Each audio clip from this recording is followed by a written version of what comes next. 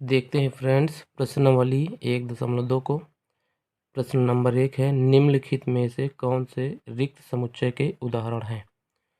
तो पहले समझते हैं कि रिक्त समुच्चय कौन होते हैं। तो रिक्त समुच्चय उन्हें कहते हैं ऐसे समुच्चय जिनमें एक भी अवयव नहीं होते, उन्हें रिक्त समुच्चय कहते हैं। ठीक है, तो देखते हैं जैसे कि 2 से भाज्य विषम प्राकृतिक संख्याओं का समुच्चय। तो ये बोलता है प्रश्न कि 2 से भाज्य यानी कि 2 से कट जाए और विषम प्राकृतिक संख्या हो। ठीक है ना, तो ऐसी कोई भी विषम संख्या नहीं होती जो 2 से कट जाए। ठीक है ना, तो 2 से भाज्य विषम प्राकृतिक संख्याएं हमें एक भी नहीं है कि जो विषम भी हो और 2 से भी कट जाए, तो एक भी अवयव नहीं है, तो हमारे रिक्त समुच्चय होगा। रिक्त समुच्चय को फाई से प्रदर्शित करते हैं। ठीक है ना, ठीक है, तो ये हमारा ये रिक्त समुच्चय हो गया, रिक्त समुच्चय।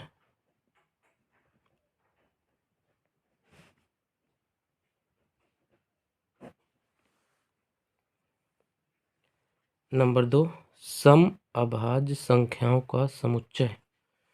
तो अब हमें एक ऐसा समुच्चय बताना है जो सम भी है, उसके अवयव और अभाज्य भी हों। तो हमें सिर्फ एक ही ऐसा अवयव है जो 2 है, वो सम भी है और अभाज्य भी है। इसके अलावा सभी जो है अभाज्य हैं और वो सम नहीं है, तो हमारे ये रिक्त समुच्चय नहीं होगा। अब अगला देखते हैं, यक्स सच दैट यक्स एक प्राकृतिक संख्या है जिसके अवयव जो यक्स है वो 5 से कम हो और साथ ही 7 से बड़े। तो अब हमें ऐसा कोई संख्या नहीं है जो 5 से कम हो और 7 से बड़े हों, तो हमारा ये रिक्त समुच्चय हो जाएगा, रिक्त समुच्चय।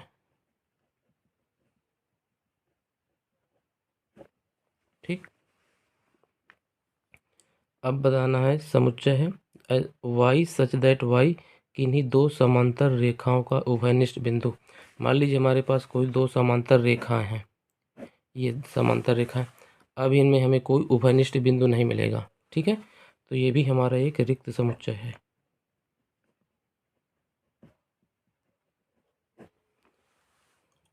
ठीक दोस्तों, देखते हैं प्रश्न नंबर 2। निम्नलिखित समुच्चयों में से कौन परिमित और कौन अपरिमित है। तो पहले समझ लेते हैं कि परिमित समुच्चय कौन से होते हैं और अपरिमित समुच्चय कौन से होते हैं। तो परिमित समुच्चय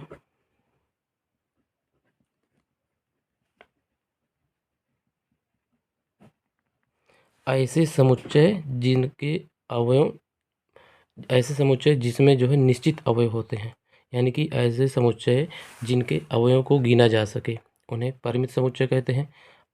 अपरिमित समुच्चय ऐसे समुच्चय जिनके अवयवों को गिना नहीं जा सकता, यानी कि अनंत होते हैं, उन्हें अपरिमित समुच्चय कहते हैं। ठीक है, जैसे कि परिमित समुच्चय में हम एक उदाहरण मान लेते हैं। मान लीजिए हम 1 से 10 तक की संख्याओं का समुच्चय, 1 से 10 तक की संख्या 3 4 5 6 7 8 9 10।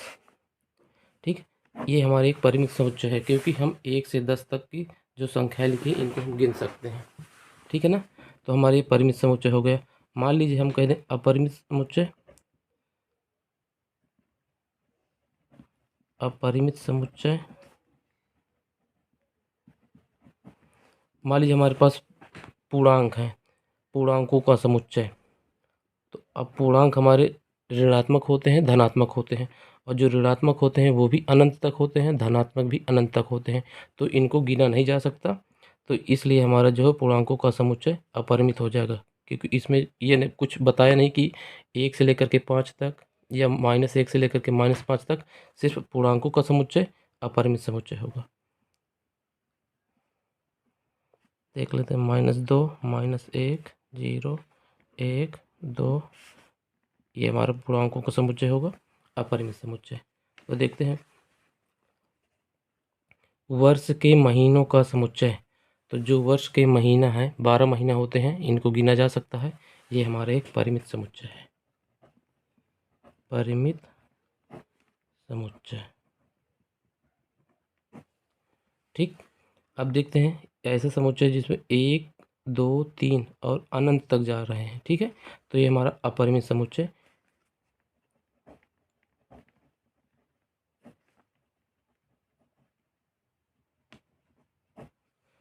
अब देखना है अगला नंबर, समुच्चय के अवयव 1, 2, 3 से लेकर के 100 तक है, यानी कि जो भी इसमें अवयव हैं वो परिमित है, निश्चित है, इनको हम गिन सकते हैं, इसलिए हमारा ये परिमित समुच्चय हो जाएगा।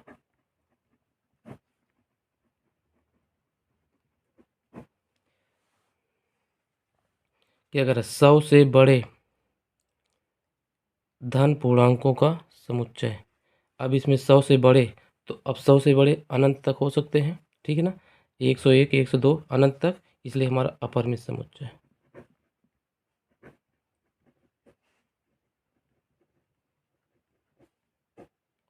ठीक है ना, अगला देखते हैं 99 से छोटे अभाज्य पूर्णांकों का समुच्चय। तो ऐसे समुच्चय जो 99 से छोटे हैं, ये हमारा परिमित समुच्चय है। ठीक है,